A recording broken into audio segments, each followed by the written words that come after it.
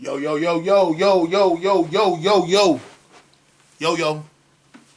It's the homie MACK, music, art, culture, knowledge. Each one teach one. Peace and love. Reporting live from the Dogon. You know what it is. Like, share, comment, subscribe. Subscribe to the YouTube channel 82 Kings. Follow the movement on Instagram at MACKTV_82. You know what it is. Watch this video in its entirety. Like, share, comment, subscribe. Let's build. Let's build. Let's grow together. I want to say a couple months back, well, not even a couple months back, maybe like 4 or 5 months ago, a sister pulled my coat to something called Divesting from Black Men, which essentially is there are groups of black women who encourage, first of all, who do not date, deal romantically with black men, have relations with black men, and they encourage other black women to follow suit. Don't have sex, don't have relations, sex relations, don't have relationships of a romantic kind. Preferably look for with the black man. So do those things with white men, or Latino men, or Arab men, or just non-black men. So that's the premise. Divest from black men. My thing is, I have no qualms with interracial dating. If the man or woman that loves you is going to treat you right, respect you, hold you down, be solid with you, happens to be a white person or someone that's not of your racial makeup, your phenotype, phenotype / racial makeup, and y'all genuinely love each other, that's fine. Get together, have a family. But all I'm saying is, when you take a stance on not even considering your own, I think that's very pernicious. I think it's very backwards. I think it is a slight to your ancestors. It is a slight to your bloodline. Who you marry says a lot about your politics. And, if we're talking about nation building and building up the black family structure and, pulling up our race, black race as a collective, there's no way that we can push a narrative that says that we should divest from one another. That black men should divest from black women, or that we should not push a narrative that says black men should divest from black women, or that black women should divest from black men. One thing that I respect about white men, they understand the dynamics of wealth and how it interfaces with family. A lot of times when people have biracial children, a lot of times that wealth or whatever is built, it leaves the black community. I'm speaking as far as black people having children with non-black people. For example, I may offend some people in saying this, but look at Kobe Bryant. Kobe Bryant married a Latino woman. Sure enough, they had biracial children, but that wealth is going to go into a Latino family. Most likely, Kobe Bryant's daughters. How many did he have? RPGG, but I think there's either 1 or 2 other daughters he had. They most likely will not marry black men. They'll probably either marry white men or Latino men.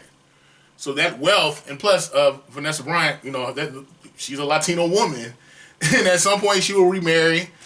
And this is not a slight to her or a slight to Kobe. It's just the fact of the matter is who you marry says a lot about your politics and the wealth that you have accrued, the resources that you have fomented.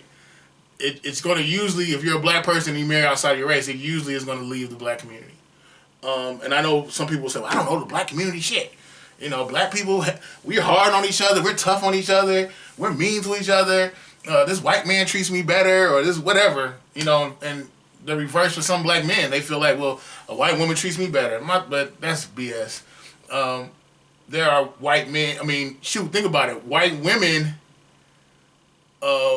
felt some kind of way about white men. That's why they started the whole feminist movement, women's suffrage, because they felt institutionally boxed out by white men.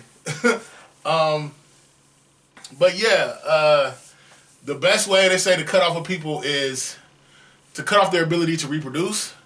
So if they're not even procreating with each other, they're not going to perpetuate their race. And another thing on top of that, when you cut, and Dr. Amos Wilson said this. He said the best way to destroy people is to cut off the love they have for one another.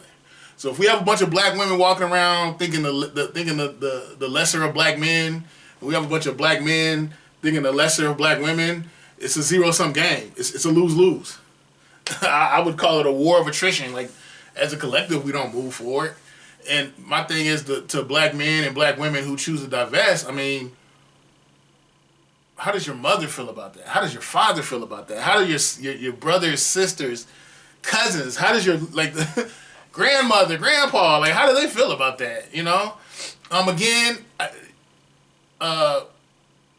marry who you see fit. Love who you love, you know? But when it comes to you just by default saying, I will not even acknowledge my own kind are the bottom of the barrel, I think that's hella problematic, and I think it's self-hate personified. And I know some people say, well, you don't know what black men have done to me? Shit, I've had black women that hurt me. I've been sick over a woman. I feel like I've been done wrong, but I'm not writing off all black women because I don't think all black women are trash. So I think it's very myopic and extremely short-sighted to think this was one bad experience. And a lot of times we don't even take the accountability that we played in our own pain, the role that we played in our own pain. So we don't grow, we blame, we're a perpetual victim. And the answer is, let me just divest. I'm just not going to deal with black men. I'm not going to deal with black women, whatever. And I don't hear any other race of people talking like that. I don't hear Japanese women talking about divesting from Japanese men. I don't hear white women talking about divesting from white men. I don't hear any other race of women doing that. You know, and I'm going to keep it a buck with you. Most of the black men that I know that are well off financially, that are socially, economically, socially viable, socially mobile, they're married to black women. And I will say this, I think some of these women are not the women they think they are. You know, and some people go as far to say, well, you know, I don't want to have to work. A man has to have X amount of money. And my thing is, that's fine. You want to be a kept woman, that's fine. And women, I've heard women say, I shouldn't have to pay bills. I shouldn't have to go 50-50. If I go 50-50, you're my roommate. But my thing is, in this economy, like, how many of y'all have access to the 1% of wealthy men in America? How many of y'all genuinely have access to that? And most of the guys I know that have bread like that aren't married, and some of them that are married, it's more or less, I'll sleep with this woman, but I'm not going to invest in this woman. I would never make her my wife. I would never have a family with her. You know, and you got these women, some women, they want to live this IG hot girl lifestyle till they 50. And I just don't know how viable that is. Do what's best for you, but I'm saying at the end of the day, let's be practical. Let's be practical. But yeah, the bottom line is some women just don't want to do anything. I can understand, and by that I'm saying just lazy. They just want to be taken care of. And I can understand a woman saying, you know what? I want to be a nurturer. I want to teach our children. I want to take care of you, husband. I want you to lead, husband. I want to cooperate with you. I basically want to be a home engineer. Yeah, I want to be a home engineer. I'm a home manager. I want to take care of things. I'll even try to find ways to invest and flip the money to make more money that you bring into the household. But a lot of these women don't lead with that standpoint. They lead with, I just shouldn't have to pay for nothing. And I'm just like, what? You know, when I look at inflation and I look at globalism and how a lot of these corporations, they want to save money, so they want to outsource jobs to other countries. Like, for example, there's a Nabisco plant here in Southwest Atlanta. A lot of guys made a career, a lot of men made a career out of that. They worked for Nabisco, made really good money, became homeowners, started families, made a living. And now that job has been outsourced to Mexico. So that's a part of wealth building that people, that my demographic, not even just my demographic, but just men in America have been cut off from. You know, so a lot of the stuff is greed. I don't think women factor in. There's so many dynamics that come into play with family and wealth building. And it's like, I just feel like a lot of women want to get something for nothing. You know, that's just my 2 cents. Yeah. So if you're on this whole divesting thing, you know, do you, it's whatever. But just don't speak on black men. Just deal with Tyler and Johnny. You know, deal with them. That's cool. But don't drag us in the process. You know what I'm saying?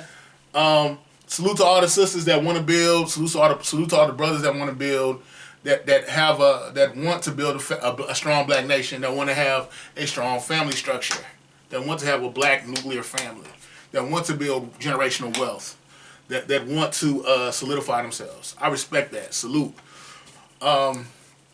It's homie Mac. Each one teach one. Signing off from the Dogon. Like, share, comment, subscribe. Yeah, man. Self-hate is a mofo. And the thing is, I feel like a lot of times, I see this with some men, but I see it more so with women, where they're just kind of told, like, you know, they're the prize. They're the table.